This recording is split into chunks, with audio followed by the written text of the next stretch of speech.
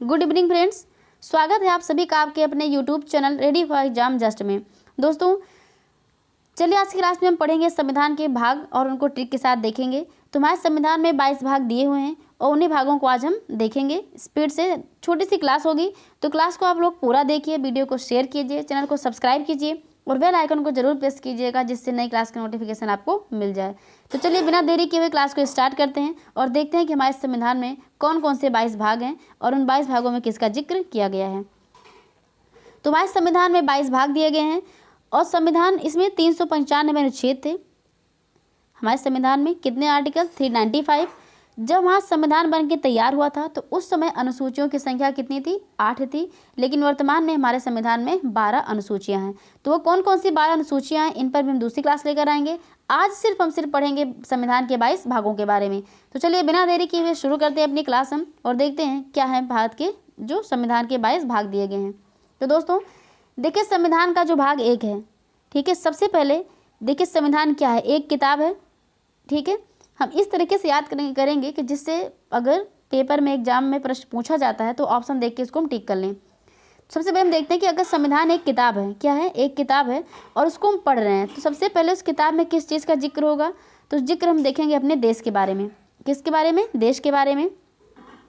यानी कि संविधान के भाग 1 में किसका जिक्र किया गया? संघ और उसके राज्य क्षेत्र के बारे में। तो जो हमारे देश का राज्य क्षेत्र है, संघ और उसका राज्य क्षेत्र है, उसके बारे में जिक्र किया गया भाग 1 में। अब उसके बाद में हम देखेंगे हमारे देश में रहने वाले लोग कौन से हैं, यानी कि नागरिक जो हैं। तो भाग 2 में नागरिकों से संबंधित क्या है? नागरिकता है। तो भाग 2 की अगर हम बात करें तो भाग 2 संबंधित है नागरिकता से। आर्टिकल कौन सा हो जाएगा? 5 से 11। अनुच्छेद 5 से 11 में नागरिकता का जिक्र किया गया है हमारे संविधान के भाग 2 में। तो सबसे पहले भाग 1 जिसमें संघ और उसके राज्य क्षेत्र के बारे में। दूसरी चीज़ यानी कि भाग 2 में किसका जिक्र किया गया है? नागरिकता का। अब हमारे देश में कुछ जो भी नागरिक हैं, है ना, अब इनके कुछ अधिकार होंगे, इनके फंडामेंटल राइट्स होंगे, तो उनके बारे में हम तीसरे नंबर पे क्या आ जाएगा? फंडामेंटल राइट्स आ जाएगा। यानी कि भाग 3 में किसका जिक्र किया गया है? भाग 3 में मौलिक अधिकार का जिक्र किया गया है।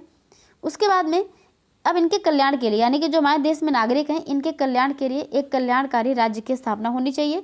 तो कल्याणकारी राज्य की स्थापना के लिए हमारे संविधान में क्या दिया गया है? डीपीएसपी दिया गया है। क्या दिया गया है? डीपीएसपी, यानी कि राज्य के नीति निर्देशक तत्व। तो इनका जिक्र किया गया है भाग 4 में, भाग 4 में, ठीक है। और जब इनके कल्याण के लिए डीपीएसपी का जिक्र किया गया है और इनको मौलिक अधिकार भाग 3 में दिया गया है, तो कुछ इनका भी कर्तव्य होगा। उसके बाद में डिस्कस करेंगे नागरिकों के कर्तव्य के बारे में। तो भाग 4A में मौलिक कर्तव्य का जिक्र किया गया है आर्टिकल 51A में। तो कल की क्लास में देखा भी था कि भाग 4 डीपीएसपी को हमने पढ़ा हुआ था, 36 से 51 के बारे में डिटेल में देखा हुआ था। तो जिन लोगों ने क्लास को नहीं देखा हुआ है, इस पर हमने 2 क्लास ली हुई है। एक महत्वपूर्ण सारे तथ्यों को, यानी कि सारे तथ्यों को पढ़ा हुआ है और उस पर आधारित कम से कम 100-150 प्रश्नों को भी हमने किया हुआ है, ठीक है। तो लगभग 100 प्रश्न हमने सॉल्व किए होंगे डीपीएसपी के ऊपर, यानी कि इसके बाद आपको प्रश्न तो नहीं मिलने वाले हैं। तो जिन लोगों ने क्लास को नहीं देखा है जरूर देखिएगा। भाग 4 डीपीएसपी। तो एक राज्य क्षेत्र हो गया, उसमें नागरिकों की बात हमने कर ली, इनके मौलिक अधिकार के बारे में हमने देख लिया, डीपीएसपी के बारे में देख लिया। अब हम देखेंगे मौलिक कर्तव्य के बारे में भाग 4A में। बताइएगा आप लोग कमेंट बॉक्स में कि भाग 4A कौन से अमेंडमेंट के थ्रू जोड़ा गया था, क्योंकि यहाँ पे क्या लिखा है? ए मतलब अमेंडमेंट, ठीक है। भाग 5 की बात करते हैं।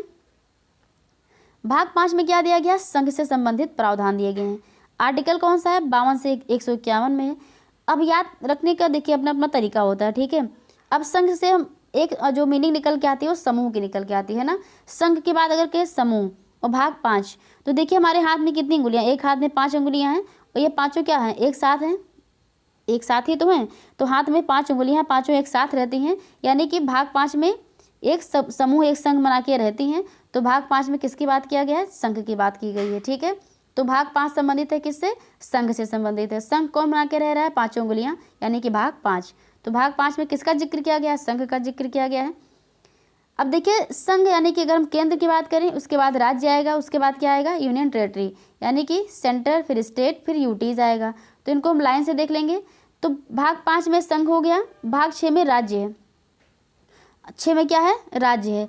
तो राज्य को क्या होना चाहिए? अच्छा होना चाहिए, क्यों? क्योंकि लोगों के लिए एक कल्याणकारी राज्य की स्थापना यानी कि एक अच्छे राज्य की स्थापना होनी चाहिए। तो अच्छा राज्य मतलब हो गया भाग 6 में क्या दिया गया है? राज्य दिया गया है। भाग 6 संबंधित है किससे? राज्य सरकार से संबंधित है, आर्टिकल 152 से 237 के बीच में। भाग 7 में पहली अनुसूची के भाग ख के जो भाग खा है उसके राज्य दिए गए हैं, आर्टिकल 238, इसको निरसित कर दिया गया है। ठीक है, तो भाग ये 7 हो गया। आगे हम देखते हैं भाग 8 में, तो 5, 6 उसके बाद में 7 को छोड़ के 8 में क्या हो जाएगा? यूटीज हो जाएगा हमारा, यानी कि संघ राज्य क्षेत्र से संबंधित है। संघ राज्य क्षेत्र का मतलब होगा यूनियन टेरेटरी। तो इसके प्रशासन के बारे में 239A में दिल्ली का जिक्र किया गया है, यह आर्टिकल पूछा जाता है। तो भाग 8 में किसका जिक्र किया गया है? संघ राज्य क्षेत्र, और आर्टिकल 239 से 242 के बीच में। ठीक है, इतना याद हो गया। आगे बढ़े तो चलिए आगे देखते हैं। भाग 9 में किसका जिक्र है? पंचायत का जिक्र है। अब इसको हम याद कैसे रख सकते हैं? तो देखिए, हम लोग गांव में क्या बोलते हैं, जैसे गांव में या शहर में जहाँ भी 10 लोग बैठ के बातें कर रहे होते हैं तो क्या बोलते हैं? पंचायत नहीं करो भाई, है ना, पंचायत नहीं करो, शांति से पढ़ाई करो। पंचायत करने से कुछ नहीं होने वाला है, एग्जाम आने वाला है अक्टूबर में, तो शांति से पंचायत को बंद करिए और पढ़ाई शुरू कीजिए। तो पंचायत नहीं करो, है ना, पंचायत से कुछ नहीं होने वाला, पंचायत नहीं करो, यानी कि नहीं मतलब 9 हो गया, पंचायत ना करो 9 हो गया। तो पंचायत का भाग जो जिक्र किया गया भाग 9 में किया गया। ठीक है, पंचायत नहीं करो भाई, यानी कि 9 में क्या हो गया? पंचायत हो गया। अब याद करिए आप लोग कि पंचायत के बाद 73वां संविधान संशोधन, 74वां संविधान संशोधन, ये नगर पंचायत और नगर पालिका से संबंधित है, यानी कि पंचायत के बाद नगर पालिका आई थी। तो भाग 9A में क्या हो जाएगा? नगर पालिका हो जाएगा। ठीक है, आर्टिकल 243 यानी P से ZG तक है ये। तो 9A में किसका जिक्र किया गया है? नगर पालिका का जिक्र किया गया है। आगे बढ़ते हैं, भाग 10 देखते हैं। भाग 10 में क्या कहा गया है? तो भाग 10 में SC ST है ना, 10 ST ST, SC और ST। ठीक है, ओके। तो अनुसूचित और जनजातियों के बारे में, अनुसूचित जाति और जनजातियों के बारे में जिक्र किया गया है भाग 10 में। तो ये हम याद रखेंगे, 10 अनुसूचित यानी कि 10 में SC और ST। तो 10 SC ST ऐसे भी आप, है ना, सा का जिक्र बार बार इसमें आ रहा है, तीनों में, 10 में भी हो गया, SC ST में भी हो गया। तो आप इस तरीके से याद रख सकते हैं। याद रखने का अपना अपना तरीका है, आप लोग अपने तरीके से याद कर सकते हैं, है ना। ट्रिक बहुत सारी भी दी हुई है, लेकिन ट्रिक याद करने में भी एक क्या है, एक बड़ा काम होता है कि हम ट्रिक याद रखें। उसके बाद में बहुत सारी ट्रिक तो ऐसी बनी हुई है कि पहले अक्षर को लेकर के ट्रिक बनाई गई है, ना कोई शब्द बनता है ना कोई मीनिंग निकलती है। तो इससे अच्छा है कि आप लिंक कर लें, है ना, अक्षर को शब्दों से जो भी दिए गए हैं उनको आपस में लिंक करके याद रख सकते हैं। बाकी आपको जैसे तरीके से याद हो याद कर लीजिए। चलिए आगे बढ़ते हैं भाग 11 में। तो भाग 11 में क्या दिया गया? संघ और राज्यों के बीच में संबंध। अब देखिए, संघ और राज्यों के बीच में संबंध, ठीक है, तो संबंध अगर एक एक के बीच में हो, यानी कि रिलेशन की बात की गई है, तो यहाँ पे हम देखेंगे कि एक एक के बीच में अगर रिलेशन तो क्या होता है? अच्छा होता है। तो वहीं पे अगर हम देखें तो संघ और राज्यों के बीच में जो संबंध है वो क्या है? एक एक है, यानी कि एक संघ एक राज्य, ऐसे हम याद कर सकते हैं। तो संघ और राज्यों के बीच में जो संबंध रिलेशन दिया गया किसमें है? वो भाग 11 में दिया गया है। तो एक और एक का रिलेशन क्या होगा? अच्छा होगा, यानी कि संघ और राज्यों के बीच में संबंध क्या है? भाग 11 में दिया गया है। भाग 12 की अगर हम बात करें तो 12 यानी कि 12 वित्त, इसमें हम ऐसे लिंक कर सकते हैं कि बा से 12 हो गया और बा से वित्त भी हो गया, तो 12 में वित्त हो गया। ठीक है, वित्त संपत्ति संविदाएं और वाद दिए गए हैं आर्टिकल 264 से 300 के बीच में। ठीक है, आगे बढ़ते हैं, इसमें भाग 13 को देखते हैं। अब देखिए भाग 13 में क्या हो गया? बाकी याद हो गया ना, भाग 11 और 12। चलिए ठीक है, आगे देखते हैं। तो भाग 13 में क्या कहा गया कि भारत के अंदर व्यापार, वाणिज्य और समागम। अब देखिए, भारत के अंदर हम व्यापार कर सकते हैं, वाणिज्य कर सकते हैं, समागम, इन सब की सुविधा दी गई है। यानी कि यहाँ पे तेरा मेरा कुछ भी नहीं है, जो है क्या है? सभी का है। भारत सभी नागरिकों के लिए क्या है? समान है। यहाँ पे तेरा मेरा कुछ भी नहीं है, भारत के अंदर हम सभी लोग व्यापार कर सकते हैं। तो आप इस तरीके से याद कर सकते हैं, तेरा यानी कि व्यापार कर सकते हैं, तेरा कुछ भी नहीं है, मेरा कुछ भी नहीं है, जो है सभी का है। ठीक है, भाग 14 में देखें तो संघ और राज्यों के अधीन सेवाएं दी गई हैं। ठीक है, संघ और राज्यों के अधीन क्या दी गई हैं? सेवाएं। ये भाग 14 में है। तो जो भी लिंक आप कर सकते हैं, याद कर सकते हैं। तो भाग 14 यानी 14 में क्या दिया गया? संघ और राज्यों के अधीन सेवाएं दी गई हैं। तो 14 में संघ और राज्यों के अधीन सेवाएं दी गई हैं। ठीक है, आर्टिकल 308 से 323 के बीच में। भाग 15 को देखते हैं। भाग 14A है, तो 14A में क्या है, अधिकरण है, ठीक है। 323A और 323B, ये आर्टिकल इंपॉर्टेंट है, ये आर्टिकल पूछा जाता है अधिकरण वाला। तो भाग 14 में क्या है, भाग 14A में क्या है, अधिकरण है, ट्रिब्यूनल्स, यानी कि आर्टिकल 323A और B के बारे में जिक्र है, ठीक है। देखिए भाग 15 में क्या दिया गया है, निर्वाचन दिया गया है। तुम कह सकते हैं कि भैया देखो, भी 14-15 साल के हो, अभी तुम्हारी वोट देने की कोई उम्र नहीं है जब तक 18 साल के नहीं हो जाओगे। तो वोट देना है तो 18 साल आपको होना है, यानी कि 14-15 साल में वोट देने की कोई सीमा, कोई उम्र नहीं है। तो भाग 15 में क्या है, निर्वाचन है, यानी कि भाग 15 निर्वाचन, वोट देने के लिए क्या 18 साल की उम्र होनी चाहिए। तो 324 से 329 में जिक्र किया गया है निर्वाचन का, भाग 15 में, ठीक है। भाग 16 में क्या दिया गया है, कुछ वर्गों के लिए विशेष उपबंध किससे संबंधित है, ये विशेष 16 में क्या दिया गया, कुछ वर्गों के लिए विशेष उपबंध दिए गए हैं 330 से 342 के बीच में। तो भाग 16 में क्या किया गया है, कुछ वर्गों के लिए विशेष उपबंध दिए गए हैं। 17 में क्या है, राजभाषा दी गई है, राजभाषा का उल्लेख किया गया है आर्टिकल 343 से 351 के बीच में। तो भाग 17 में राजभाषा, ठीक है। तो 17-18 तो भाषा आनी ही चाहिए, है ना, कुछ भी आप लिंक कर लीजिए, 17-18 भाषा आनी चाहिए। तो 17-18 मतलब राजभाषा का जिक्र किया गया है भाग 17 में।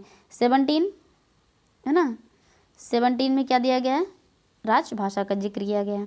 आगे बढ़ें, 18 में आपातकाल संबंधित उपबंध दिया गया है। तो अनुच्छेद 352 से 360 में है, ठीक है, जिसमें वित्त संबंधी वित्त आपातकाल है और राष्ट्रपति शासन लगाया जाता है, ठीक है। ये संबंधित है किससे, आपातकाल से। भाग 18 में क्या दिया गया है, आपातकाल दिया गया है। 18 है ना, 18 ऐसे लिखा जाता है, 18 हमने लिख लिया, 18 और आपात, है ना, 18 तो ठहर जाओ भी क्या है, आपात लगा हुआ है, 18 आपातकाल। तो 18 ठहर मतलब इसमें 18 में क्या आ रहा है, ठहर आ रहा है, ठीक है। तो अभी ठहर जाओ भी क्या है, अभी आपातकाल लगा हुआ है, अभी हम कुछ भी नहीं कर सकते हैं, देश में आपातकाल चल रहा है, वित्त आपातकाल लगा है, अभी हम खर्चा नहीं कर सकते हैं, अभी थोड़ा सा ठहर जाओ। तो 18 में क्या है, ये आपातकाल से संबंधित है। भाग 19 ये प्रकीर्ण आर्टिकल 361 से 367 के बीच में है।